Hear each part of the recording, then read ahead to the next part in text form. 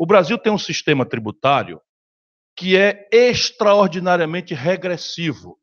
Então, assim, a palavra popular é não presta para nada o sistema tributário brasileiro. Tecnicamente, quais são os defeitos? Ele não arrecada com suficiência, ele é um fator impeditivo ou hostil à competitividade sistêmica da economia e, pior que tudo, ele cobra muito mais de quem pode pagar menos e muito menos de quem pode pagar mais. E ele indicou a primeira grave perversão, que é mais fácil de cobrar e é escondido politicamente da consciência cidadã, do contribuinte, que é a tributação indireta sobre o consumo. Isso é de uma perversidade absoluta, porque quando você, por exemplo, as incidências sobre gasolina, sobre coisas são ICMS de 28%,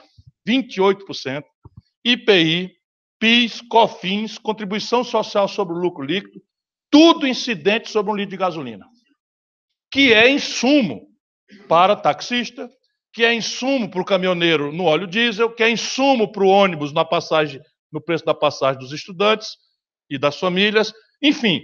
E aí nós fazemos isso. Quando um pobre brasileiro pega o telefone para acertar, uma diarista acertar e ir para a casa de uma patroa, ela está pagando 37% de imposto naquela conta. Quando o cidadão chega esfolado de humilhação e cansaço, desempregado e acende a luz em casa, ele está pagando 34% de imposto no Brasil. Enquanto isso, as populações que ganham acima de 50 salário mínimo têm uma carga inferior a 8% do PIB. Só que eles são os poderosos, né? E aí eu estou propondo, não é, esse movimento que eu fiz muito no Ceará, que é um movimento que parece contraditório e que, no limite, melhora a receita. Mas parece contraditório e não é.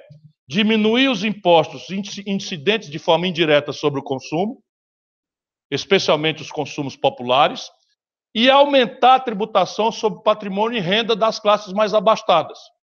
Aqui existem alguns caminhos óbvios em linha com as melhores práticas internacionais que atenuam um pouco a resistência ao debate, pelo menos os envergonha a essa elite. Por exemplo, só o Brasil e a Estônia, um pequeno país do leste europeu, não cobram imposto sobre lucros e dividendos empresariais.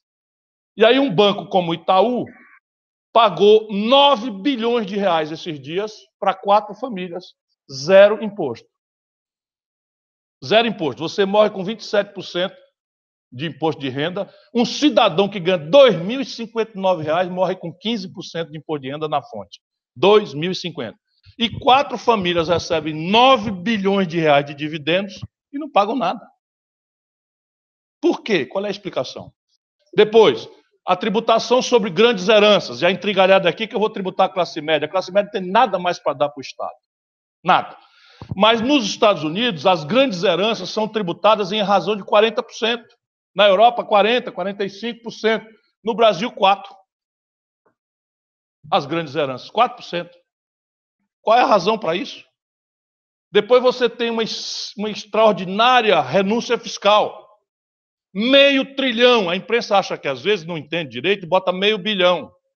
Já achando talvez que seja muito. Não, meu irmão. É com T de tapioca mesmo. Nessa hora crítica que falta dinheiro para tudo, o Brasil faz renúncias fiscais, ou seja, tributos que já existem, não são cobrados, são perdoados, numa conta de R$500 bilhão por ano. R$500 bilhão. É evidente que você tem aqui o Polo Industrial de Manaus. É uma coisa complexa, porque virou dependente disso, nós não deveríamos discutir, porque se desmontaria 8% da produção industrial brasileira. Mas você dá renúncia fiscal para o oligopólio de indústria automobilística multinacional? Não faz sentido isso. Nenhum país do mundo exonera consumo de consumo suntuário. Nenhum país do mundo faz isso. Portanto, você tem algumas margens no Brasil que, apesar do problema ser grave, animam um velho militante a ter coragem de pedir para ser presidente. Porque saída tem. Agora, isso é mais fácil de falar, mas é um grande e grave embate político. Por isso que eu quero correr o risco antes, falar tudo, e vou receber as pancadas, e vou receber as críticas, e vou reagir. Se eu escapo, escapo eu e as ideias.